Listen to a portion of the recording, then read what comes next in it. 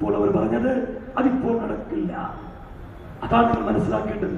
അതുകൊണ്ട് ഒരു രാഷ്ട്രീയ പ്രസ്ഥാനത്തെയും രാഷ്ട്രീയ നേതാക്കളെയും വിനീതനെ ഞാൻ അധിക്ഷേപിക്കുന്നില്ല. ഏത് രാഷ്ട്രീയ പാർട്ടി ആയാലും അതിന്റെ അന്തസത്തത ഉൾക്കൊണ്ടുകൊണ്ട് മുന്നോട്ട് പോകാൻ കഴിയും. എന്താ ഞാനൊന്ന് ചോദിക്കട്ടെ, ഞങ്ങളുടെ പാർട്ടി നിങ്ങൾ എടുക്കുക. പാർട്ടിയുടെ ചെയർമാൻ അബ്ദുൽ നാസർ അദനി അദ്ദേഹത്തിന്റെ ശരീരത്തിന്റെ വിയർപ്പിനെ വ്യക്തമാക്കിക്കൊണ്ട് വേദികളിൽ മതപ്രഭാഷണം നടത്തി കിട്ടുന്ന പൈസ കൊണ്ടാണ് അദ്ദേഹത്തിന്റെ കുടുംബം കഴിയുന്നത്. സൈബുന്ദ്ര സിറാജ്, അതുപോലെ വേദിയിരിക്കുന്ന അഡ്വക്കേറ്റ്, രണ്ടുപേർ അഡ്വക്കേറ്റുമാരുണ്ട്. ഓരോ നേതാക്കളും ഞങ്ങളുടെ പ്രവർത്തകർ തെള്ളിയായാലും അതുപോലെ ഫുട്പാത്തിൽ കച്ചവടം ചെയ്താലും ഓരോരുത്തരും ആത്മാഭിമാനത്തോടു കൂടി അർപ്പണ മനോഭാവത്തോടു കൂടി അധ്വാനിച്ചാണ് PDP പ്രവർത്തകർ ജീവിക്കുന്നത്. ഇന്ന് തന്നെ വിനീത എനിക്ക് കണ്ട കാഴ്ച സത്യത്തിൽ എന്റെ ജില്ലയിലെ പ്രവർത്തകർ അങ്ങനെ പോകില്ല. ഞാൻ വർക്കിംഗ് ചെയർമാനോട് പറഞ്ഞു.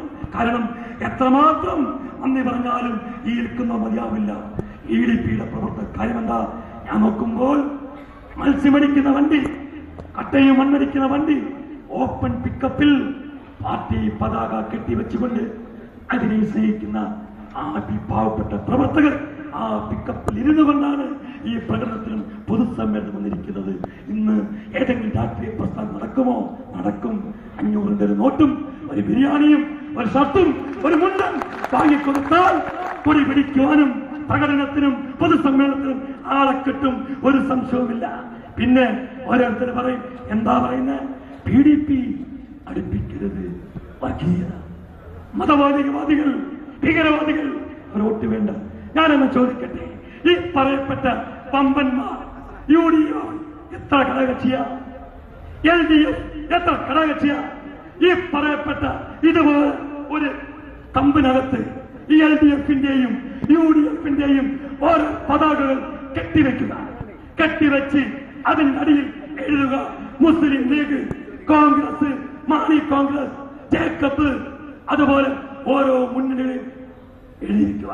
അങ്ങേയറ്റം PDPയുടെ ഈ മനോഹരമായ പതാകയിൽ കെട്ടിവെക്കുക, അടിയിലെഴുതുക അടലി എഴുതി വെക്കുക. എന്നിട്ട് ഓരോരുത്തരും ഒറ്റയ്ക്ക് പഞ്ചായത്ത് തെരഞ്ഞെടുപ്പോ മണ്ഡലം തെരഞ്ഞെടുപ്പോ നടക്കട്ടെ. അങ്ങനെ നടത്തിയാൽ 100% വോട്ടിന്റെ കൂടുതൽ അഭിമാന തിളക്കവുമായി PDP മുന്നിലേക്ക് വരും, ഒരു സംശയവുമില്ല. അതുകൊണ്ട് പ്രിയമുള്ളവരെ, ഞാൻ നിർത്തുക. കാര്യമെന്താ, തൊണ്ട 2-3 പരിപാടി എനിക്കും പൂന്തസം ഉണ്ടായിരുന്നു. പിന്നെ 10 ദിവസം ജയിലിൽ കിടന്നു. പെൺവാണിഭത്തിന്റെ പേരല്ല, തടിക്കച്ചവടമല്ല. നിർത്തുക, അതുകൂടി പറഞ്ഞിട്ട് ഒന്നുമല്ല.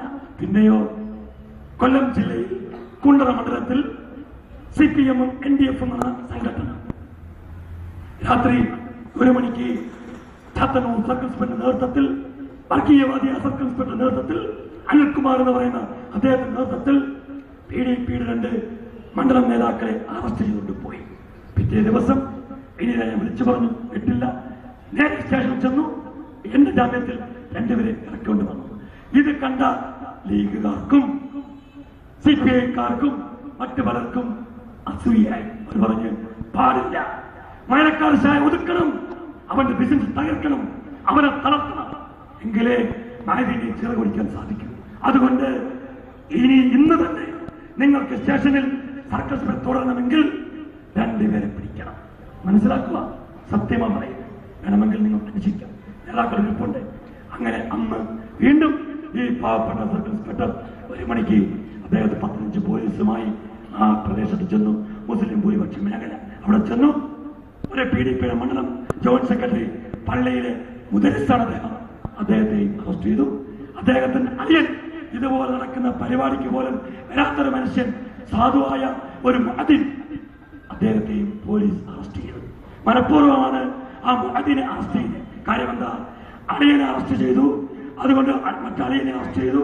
മോദിന്റെ പള്ളിയിലെ പണിയും തെളിച്ചു. കാര്യം എന്താ, ഞാനും എന്റെ മാതൃപ്രസിഡന്റാണ്. പള്ളിയിലെ മോദിന്റെ പണിയും പോയി, അളിയന്മാർ തമ്മിൽ വീട്ടിൽ കലഹമായി, പ്രശ്നമായി. PDPയിൽ നിന്ന് എല്ലാവരും കൂട്ടരാജിരിക്കും. അങ്ങനെ അറസ്റ്റ് ചെയ്തു കൊണ്ടുപോയി. ഈ പാവപ്പെട്ട അവരുടെ ഈ അതിന്റെ മാതാപിതാക്കൾ, ബന്ധുക്കൾ എല്ലാ രാഷ്ട്രീയ പാർട്ടി നേതാക്കളെ സമീപിച്ചു. അവർ പറഞ്ഞു, ഇല്ല, ഞങ്ങൾ ഇല്ല. കാര്യം എന്താ, ഇത് ഒരു പീഡിപ്പിക്കാരൻ ഇതിനകത്തുണ്ട് എന്ന് പറഞ്ഞ് കൈയഴിഞ്ഞു. പിന്നീട് ഞാൻ എന്റെ നേതൃത്വത്തിൽ 500 പരം പ്രവർത്തകരുമായി സ്റ്റേഷൻ മാർച്ച് ചെയ്തു.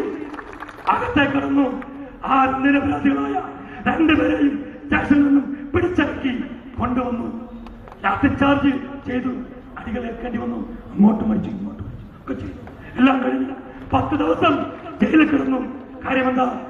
അഭിമാനത്തോട് പറയാം, നിരപരാധികളായ 2 മദ്രസ അധ്യാപകർക്ക് വേണ്ടി ജയിലിൽ കിടന്നെങ്കിൽ ചെയ്യാത്ത തെറ്റിന്റെ പേരിൽ ഇന്ന് കിടക്കുന്ന അജനി തീർത്തും നിരപരാധിയാണ്. അതുകൊണ്ട് പ്രിയമുള്ളവരെ, ഞാൻ ചൊല്ലുകയാണ്, എന്നെ ശ്രമിച്ച നിങ്ങൾക്കെല്ലാവർക്കും ഒരിക്കൽ കൂടി നന്ദി പറയുന്നതോടൊപ്പം ഈ അജനിയുടെ മോചനത്തിലുള്ള സമര പോരാട്ടങ്ങളിൽ രാഷ്ട്രീയം എന്തും ആയിക്കൊള്ളട്ടെ, അദ്ദേഹം ഒരു ഇസ്ലാമിക പണ്ഡിതനാണ്.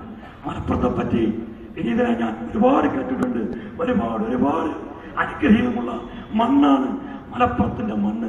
മാദിനി പറയാറുണ്ടായിരുന്നു. കാര്യമെന്താ? 113 ദിവസം എന്റെ വീട്ടിലാണ് മാദിനി കൊല്ലത്ത് താമസിച്ചത്. ഈ 3 കൊല്ലത്തിനിടയ്ക്ക് മാദിനി പറയും, മലപ്പുറത്തെ മക്കളെ സ്നേഹിച്ചാൽ ചങ്ക് തരും, അവർ നിർത്താൻ ചങ്ക് പറിക്കും. ഇത് ഞാൻ ഒരുപാട് മാദിനിയിൽ നിന്ന് കേട്ടിട്ടുണ്ട്. അതുകൊണ്ട് എപ്പോഴും നിങ്ങളുടെ പ്രാർത്ഥനകളിൽ ഈ മലപ്പുറത്തെ സംബന്ധിച്ച് 99% മുസ്ലിമീങ്ങളും 5 നേരവും കൃത്യമായി നമസ്കരിക്കുന്നവരാണ് അറിവ് വലിയ എനിക്കുണ്ട്. അതുകൊണ്ട് നിങ്ങളുടെ എല്ലാ പ്രാർത്ഥനകളിലും, എല്ലാ ദുആകളിലും, നിങ്ങളുടെ കുടുംബാംഗങ്ങളുടെ ദുആയിലും പാവപ്പെട്ട നിരപരാധിയായ അബ്ദുൽ നാസർ അദ്രിയുടെ മോചനത്തിന് വേണ്ടി, അദ്ദേഹത്തിന്റെ ദീർഘായുസിന് വേണ്ടി, ശരീരസുഖത്തിന് വേണ്ടി പ്രാർത്ഥിക്കണമെന്ന് വസിയത്ത് ചെയ്തുകൊണ്ട് ഞാൻ എന്റെ എളിയ വാക്കുകൾ ഉപസംഹരിക്കുന്നു. നന്ദി, നമസ്കാരം.